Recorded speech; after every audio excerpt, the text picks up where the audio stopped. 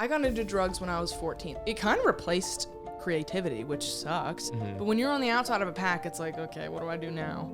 I go on my phone, I go on Instagram, I zone out, I disconnect from reality because there's nothing really out here that I care about. You think that kind of influenced you to go into the LGBTQ community? Absolutely, it did. I know that's maybe not a popular thing to say. It's a controversial opinion, but my mind is made new now, and I don't see things the way I used to see them. Having these ebbs and flows of switching back and forth between ideology and attaching your identity to a sexual orientation or a lack thereof. Yep.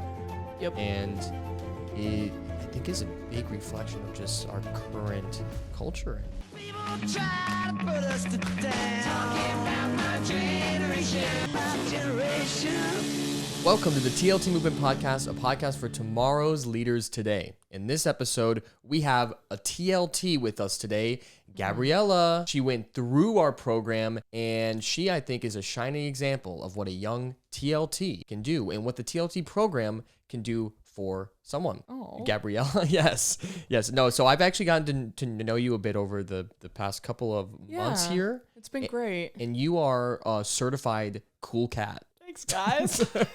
Guys, it's just me. Well, I appreciate that. That means a lot to me. Gabrielle, I want to kind of start by this episode by talking about where you were, where you're coming from. Okay. Going through TLT, what it's done for you, and who you've become, okay? Yeah, absolutely. So let's start with a little bit of your story. Well, I'm 20. I'm going to be 21 in June. I grew up with my parents and my sister. My sister is 18 months older than me. She's been my best friend my whole life. Like, we're very close. My parents got divorced when I was like 12, 13. Currently, I'm back living in the house I grew up in with my dad.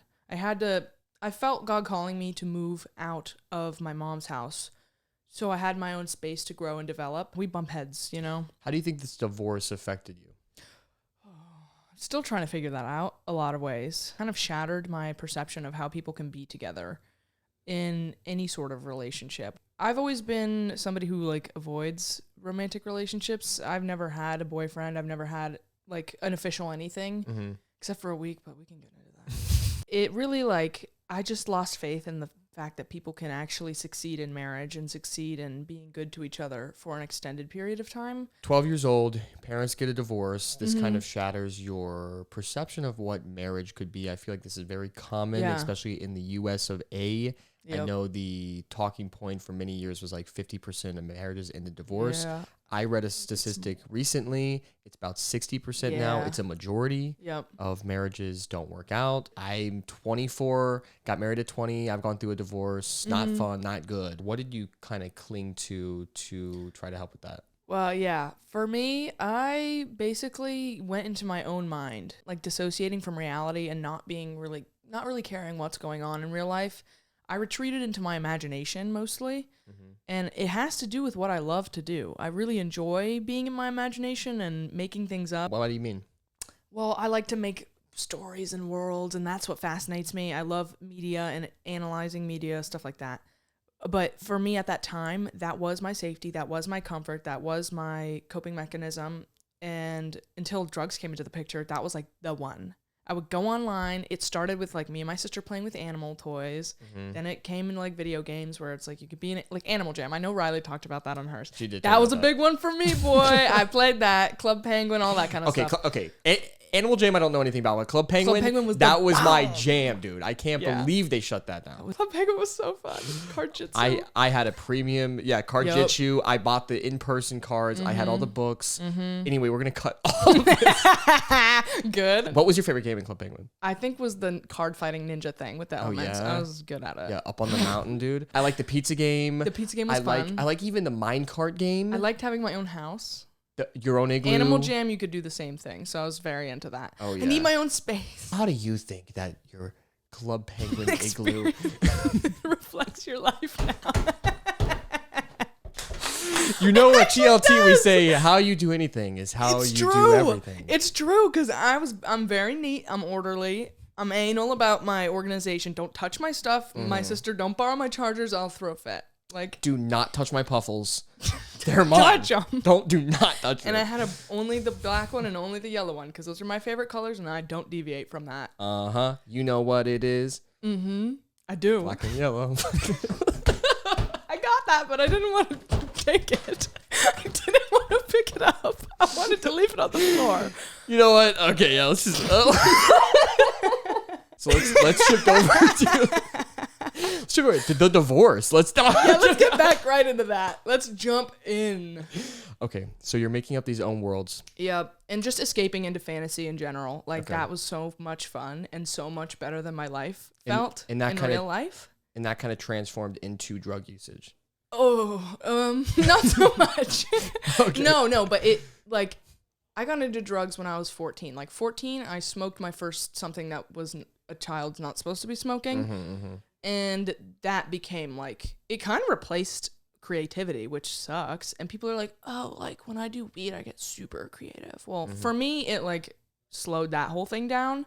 I mean, it would work sometimes, but I couldn't keep my thoughts organized enough. I feel like to it slows a continue. little bit of everything down. Everything down, Yeah, certainly. yeah. So what it became was, let me think about being creative while I vegetate and watch TV for 6 hours while I'm smoking and eating and just doing nothing. So also part of my testimony is how I was obese. Like I was 250 pounds at my heaviest. Wow. I mean, it's been a struggle. Like there was a lot that had to happen for me to lose that weight and like to have a different lifestyle.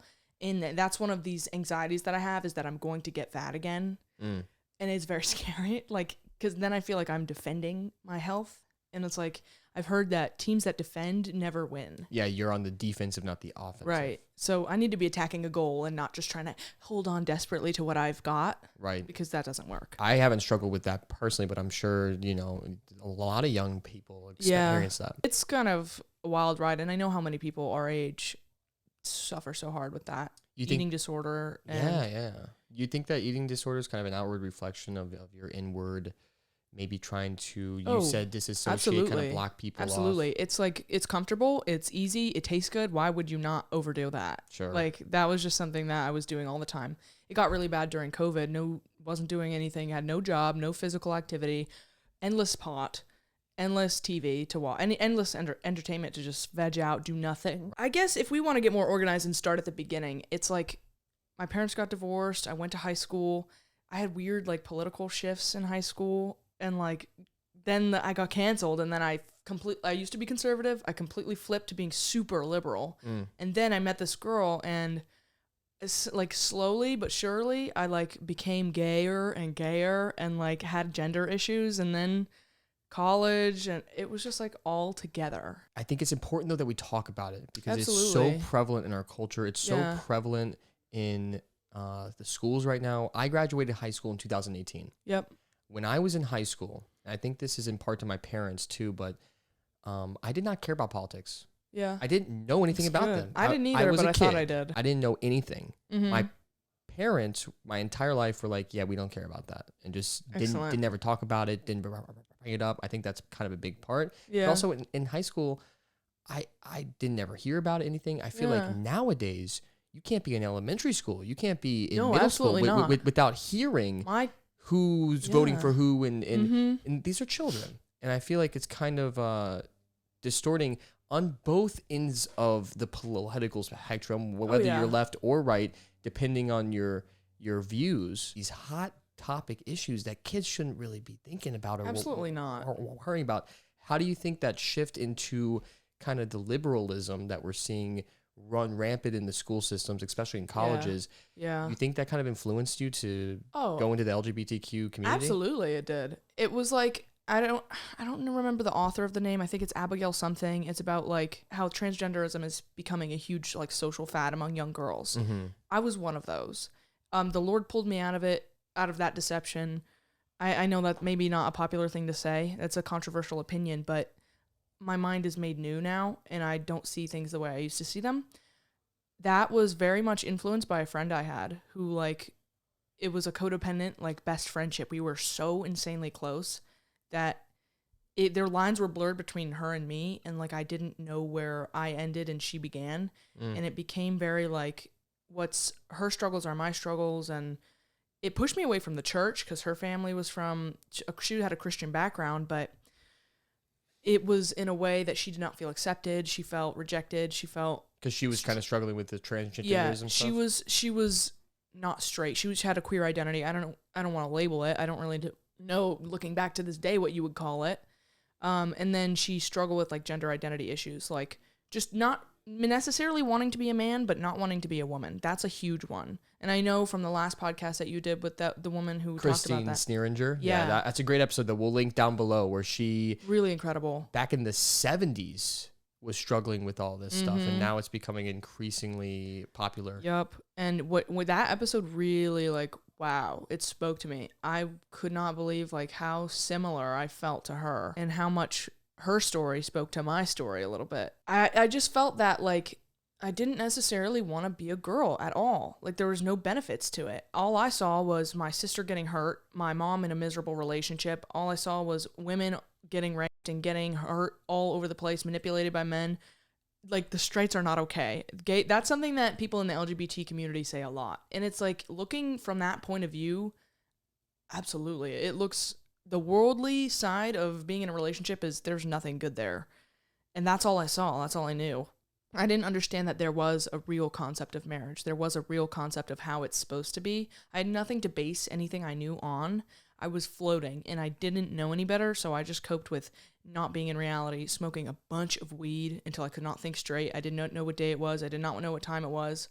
Wow. I didn't know how long ago I did that thing. That was probably 2 weeks ago, but was it 2 months ago? I have no idea. Wow. I was just very disconnected from reality, and that was the thing that was my reality, was like, I can control how I present my gender. I can control who and what I like. So that became my identity after that political shift. I got canceled. I was like, okay, maybe they have a point. Maybe the right really sucks, and like we don't think about what they feel at all. And like, okay, let me dive into that. So I did a lot of like research. My algorithms changed. So like my algorithm picked that up and started showing me everything I was looking for. Oh my goodness. And it changed my worldview. And like, but I think that's going to serve me later, so I understand both sides. I really do. I'm kind of apolitical. I don't really care. I care about the Bible and the Word of God, which Amen, to sister. some people that's a very political statement. Not to me. A huge part of my testimony and like going into the LGBT was I hate men. Mm-hmm. Men are scary. Men are rapists. Men are mean. Men are colonizers. Men are oppressors. I don't like them. That was part of it. It was a little trauma, little things that had happened to me, happened to my sister, happened to my mom. Sure. All culminated. I had a very strong distrust. I mean, as a Christian, God was healing me separately. Yeah. But going to TLT was like seeing visually the confirmation that I was healing. Like, I would look around and there's all these like young, handsome guys who are like for the Lord. I was like, what? Like good that guys. Exists. Good guys that like can hold a conversation. They're sweet. They're nice to each other. They're playful, but like nice, not toxic masculinity. Yeah. Then I start coming to KEM. I meet Dr. Jeff like officially. Like we met at TLT. I saw him speak, etc. Yeah. I get to know this family, and it's like they have a marriage that's been working for 25 years, and they're still in love with each other. They love each other. I'm sitting at Dr. Seemingly Andrew's more desk and more love every day. every day. Yeah.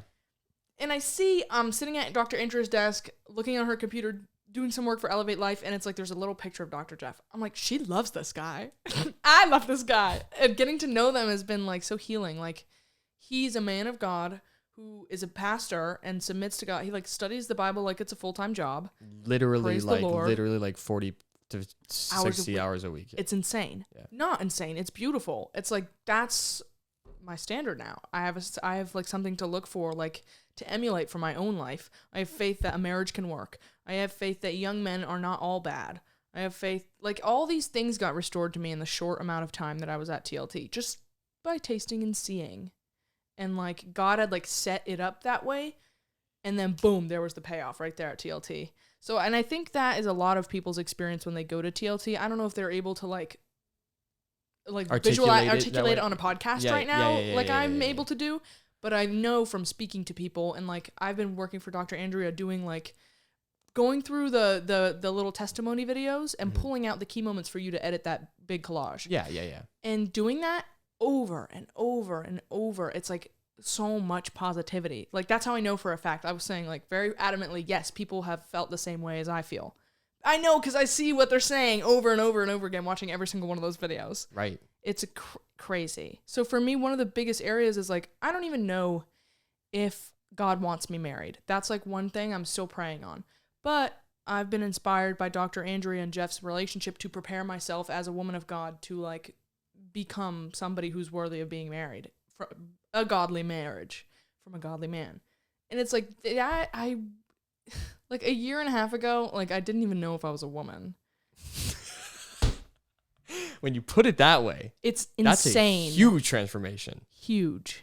Like I did nothing. I did very little except obey in part of this. It was all God and all the people of God making something in an environment that was satisfactory for that to happen. The conditions were right. The field was plowed. The seed was planted. And what TLT was the water. Pour some water, baby. It's amazing to hear you talk about this because I see it online. I hear the rumblings, but I haven't ever sat face to face with somebody who is a young person nowadays going through the pandemic while still a teenager. Yeah. And having these ebbs and flows of switching back and forth between ideology and attaching your identity to a sexual orientation or a lack thereof. Yep. And it, I think, is a big reflection of just our current culture and just our society that we're in right now. It's listless. No point of direction, no goal. Just, that's my experience of it. I'm sure other people have different manifestations of how that worked in their lives. But for me, I just was trying to attach myself to an identity. It was all about identity. I did not have any fundamental thing that I knew I was. That became it. And it was an idol in a lot of ways. And it was something that really twisted my life up and made it very confusing and isolated me even more. Because I already didn't feel the same as my sister or any of her friends or a lot of my friends who were women. In that, like, sinking more into that identity, like, pushed me further and further away. Because now I'm like, well, now I have this other identity. Like, I'm not cis anymore. I'm something else. And, like, cis is also, like, another word that's, like, I don't think that's a very nice word to call somebody. It's a made-up word. It's a made-up word, and it's not a nice made-up word. Okay, so you felt like attaching maybe to this community, this identity, kind of put you in the community. Yeah, and they're funny. They're with it. They're cool. Very cool, very creative, hilarious, and it's a growing field. Like, it's a growing community. It's a lively, vibrant community of people. You can relate to them so easily. Like, I find the only thing that's similar is, like, my friendships with Christians that I've noticed. Like, it was that group of people, LGBT community, amazing, fun-loving, like a lot of infighting and a lot of people who hated each other for like doctrinal things about the LGBT. But that's interesting. Yeah. Oh my gosh. But other than that, it was like basically come as you are. We have fun over here.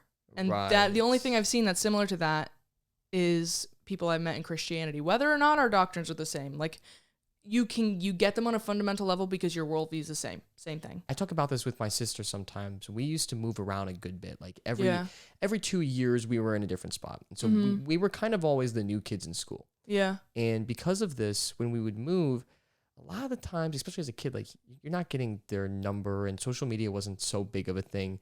So when we moved, it was like, all right, all new friends, the people that we've been hanging out with for the past year are gone. Like, and so we always kind of felt like we only had each other, that deep connection. Yeah. And we felt kind of on the sidelines, looking into everybody's social circles and kind of feeling on the, so funny. Is this a similar? Absolutely. My sister and I, same thing, best friends, very deep, intimate connection with each other, understand each other. Same personality type, like we did the 16 personalities thing, same type. We understand fundamentally how our brains work similarly to each other. Also differently, but we recognize that we kind of like our differences are a gift from God. But anyway, we also were moved around a lot because of the divorce. We've always like been spread across Palm Beach County. So like Loxahatchee is far from Boynton, is far from Pompano, which I know is not Palm Beach, but we always had like friends in a lot of different places. My mom is a woman who likes to like, she knows a bunch of people everywhere. Her friends are in different places. So as children, that's how we had it. We moved because of the divorce. We had to move. That was right before high school for me. For my sisters, after a year of being in high school, and we definitely related to like not really kind of being an observer of everybody else who they went to the same middle school. They probably went to the same elementary school. Now they're in high school together. They've been here already. For her, a year. For me, they're just coming into this new experience together. And that first year being in high school, I felt very like, I had very few, if any, like real friendships. I just knew people. I had like acquaintances that I would meet. It was pretty traumatic just not having anyone and being separated from my sister because she was older than me. You and Delana are twins, yes? No. She's a year younger. Okay. Yeah, and we actually went to different high schools. Oh, yeah? Yeah. Oh, that sucks. At least I got to see my sister's passing.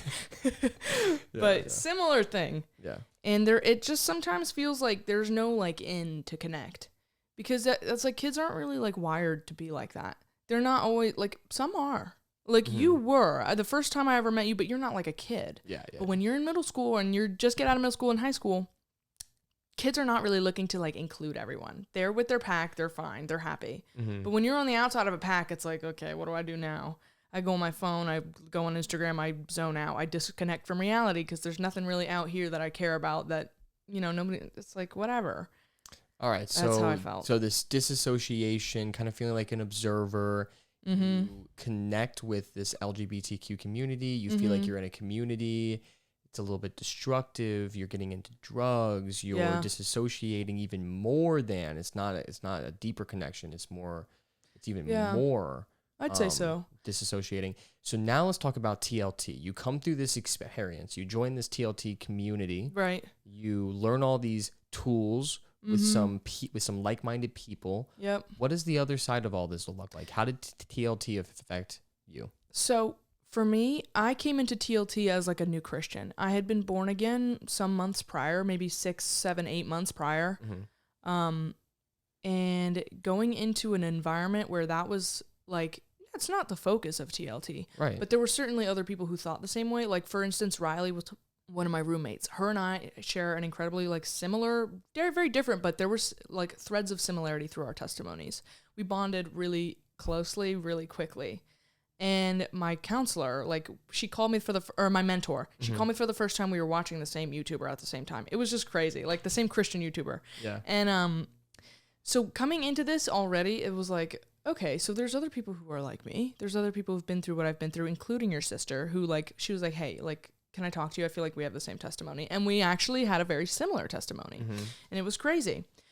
So just that kind of community right off the bat at the event was like, okay, this is fine. I can like be who I am and open myself up to these new experiences. I'm not always a very like hands-on person, but when there's an environment that promotes that, I'm going for it. Because it was easy to do that because that's where we are. That's what we're doing. From a filming perspective, you were definitely a shining star through this, and you went what I call all in. Yeah. And I love what you said something earlier about how this is a 3-day event, and you said you connected quickly. It wasn't like by day 3, oh yeah, we're all becoming friends. It's like it's a quick connection.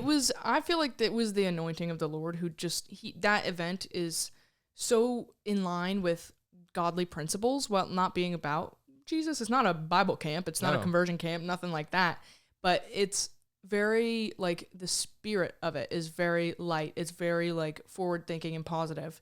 And just everyone there was happy and not miserable and wanted to be there. Yeah. And that is so easy to connect with for me. Like oftentimes I'm guilty of giving people exactly what they give me. And what they gave me was so great. It was so easy for me to open up and give that right back. It's so awesome to hear your experience, and you are not an outlier. I feel like a lot of the teenagers that go through this program have the same type of thing. Absolutely do. And a lot of these experiences, conferences, all this, it's like a rah-rah motivation. You feel so good when you're in it, and then when you're out of it, it immediately starts to fizzle, and you get back into your old habits and your old life, and you're not talking to these people. What's the difference between TLT and something like that? So for me at TLT, I had like an emotional come down from it, but the community was there. So I like it's like I hate that feeling of like, I know like when I get home, I'm not going to be able to speak to these people.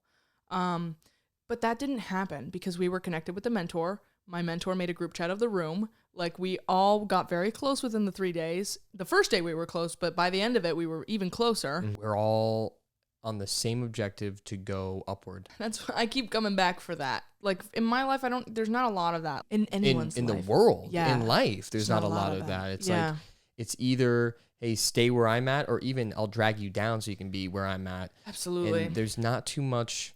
I mean, we've talked about this on the show before, but I just feel like a lot of young people, especially, they feel like when they're best friends with somebody, that gives them permission to compulsively treat them the worst ever. I just don't completely understand that at all. It's very wild. Like they talk to them like you would never talk to like anybody else, not even your worst enemy. Right. And yet we're calling each other names and being mean. Yeah. And it's fun.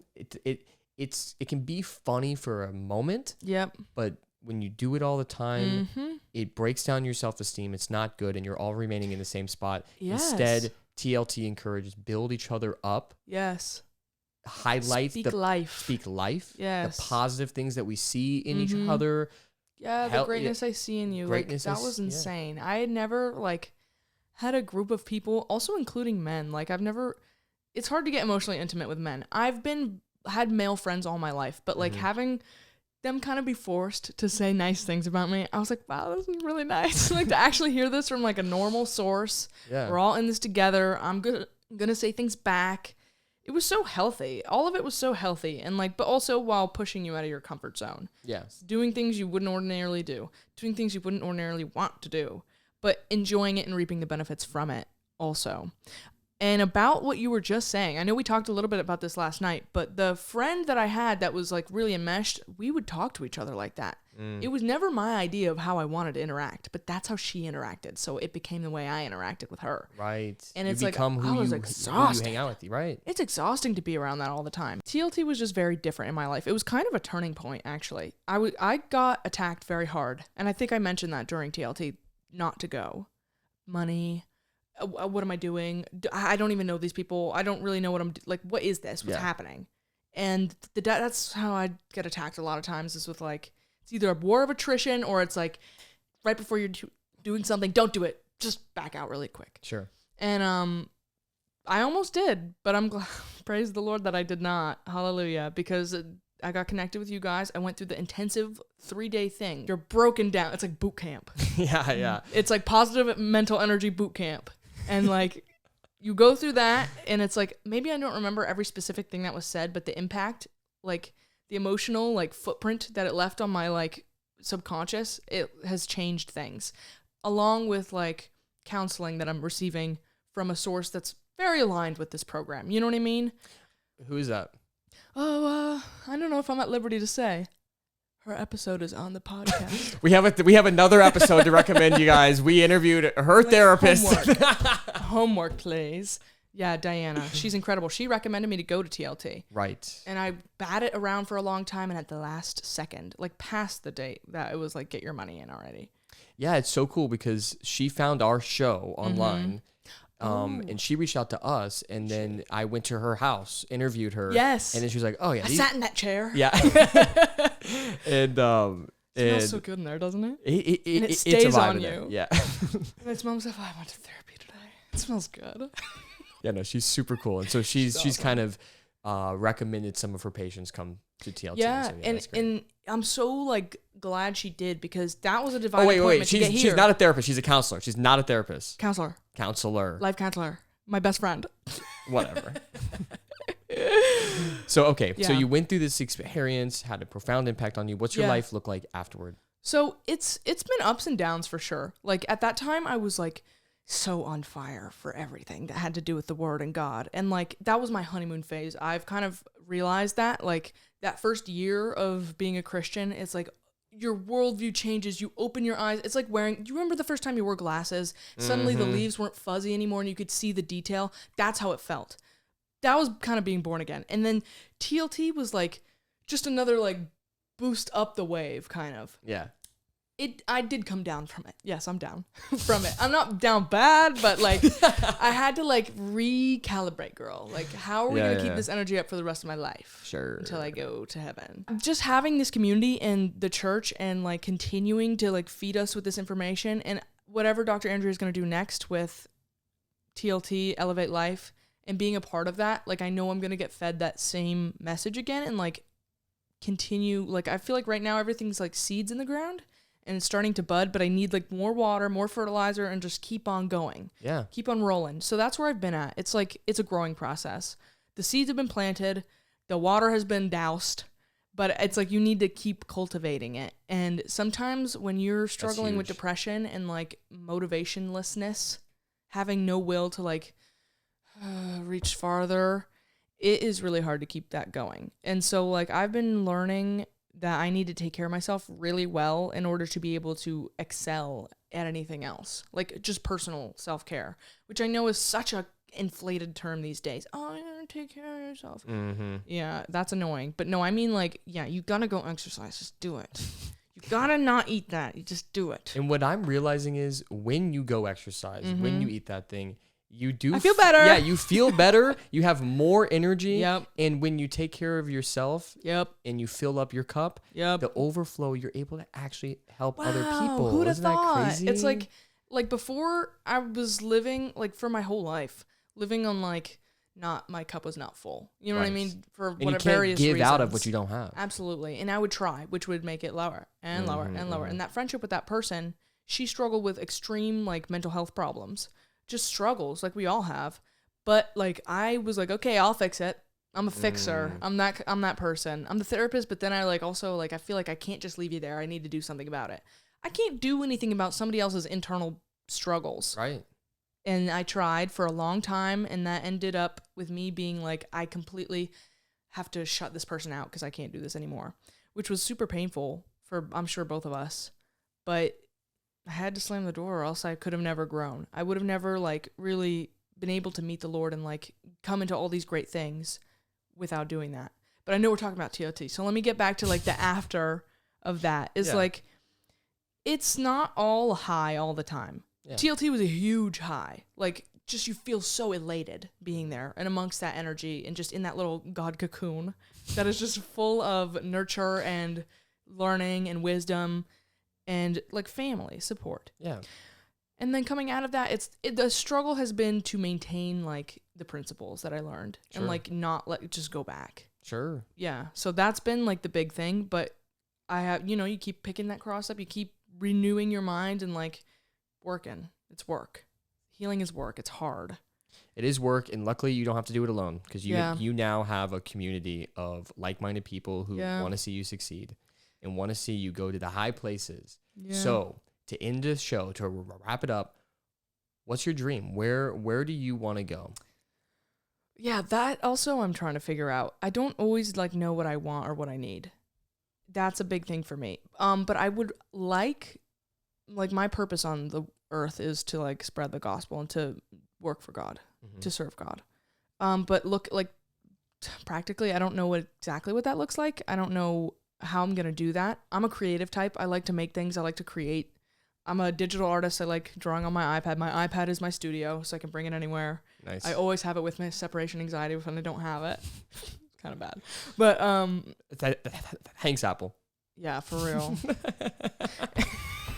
It's like it's my own fault for letting that happen. But anyway, I know. I really want to help people. I really am inspired by my therapist, like what she does and what Dr. Andrea does. That's like I'm doing a little work for Elevate Life right now, and I get to see the bones of it and like how it works. And it's very inspiring. Like I don't know if I would want to be Dr. Andrea's role in this. She does so much. Yeah. Which I don't know if my personality type is built for that, but helping some people in some way, some sort of therapeutic or artistic sense, so people can like live their life in the real world and enjoy creativity that God gave us. Something like that. Also like serving leadership, helping other people. Good goal. Good goal. Well, thank you so much. Do you have anything? I know you don't have any social media or anything. Yeah, no. But do you have anything to point to? You have a website? No, I don't. Not yet. But, maybe I'll force you to change the description on the podcast if I ever make a website. If she ever makes a website or has anything to connect with her, just maybe in the future, click the link down below. And thank you so much for tuning in. If you got value out of this and you're interested to learn more about TLT, go to TLTMOVEMENT.com. Do it. Thank you so much for tuning in to the TLT Movement Podcast. If you liked what you heard, maybe it will bring somebody else in your life value too. So please share with a friend, subscribe to our YouTube, and comment and let us know what you think. Our podcast is available on Spotify and Apple, and we would very much appreciate a 5-star review. Visit our site, TLTMOVEMENT.com.